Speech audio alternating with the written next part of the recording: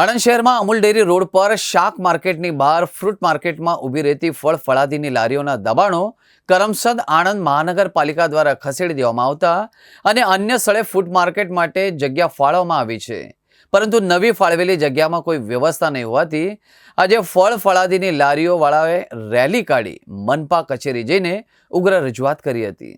મારે મોટી શાક માર્કેટની અંદર જે લારીઓ બહાર ઊભી રહેતી હતી એના માટે અમે આવ્યા હતા। એ લોકોએ પહેલા અમને પટ્ટો પાડીને આપ્યો, ત્યાં આગળ 2 દિવસ બંધ રાખવાનું કહ્યું। અમે 2 દિવસ બંધ રાખી લારીઓ, પછી રાતે રાત આ લોકોનું પિક્ચર બદલાઈ ગયું કે હવે તમારે અહીંયા નહીં ઊભું રહેવાનું। અમને વેન્ડિંગ ઝોન આલ્યો, અહીંયા આગળ કોઠિયાલાની પાછળ વેન્ડિંગ ઝોન આલ્યો, જ્યાં ત્યાં આગળ કોઈ સુવિધા જ છે નહીં।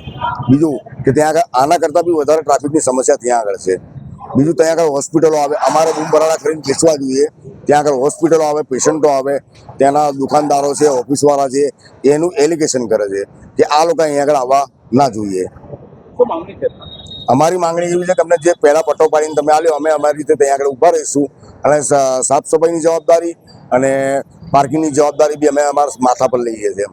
આજે ફ્રૂટની લારીઓ માટે છેલ્લા સતત 15-20 દિવસથી હેરાનગતિ થઈ રહી હતી, તો આજરોજ રજૂઆતમાં આણંદ મ્યુનિસિપલ ડેપ્યુટી કમિશનરે સરકારી હોસ્પિટલની અને અજય કોઠાણાની પાછળ જે મોટો પ્લોટ આવેલો છે, પ્લોટ ફાળવામાં આવ્યો અને કે હું સાફ સફાઈ બી કરીને આપું છું અને તમે 10 દિવસમાં સાફ સફાઈ કરી લો, ત્યાં જતા રહો 10 દિવસ સુધી જો શું થાય છે। એટલે અમે બીજી બી વિવિધ રજૂઆત એવી કરી કે શાક માર્કેટની અંદર બી ફ્રૂટ વેચાય છે એ બી બંધ કરો, બીજી વિવિધ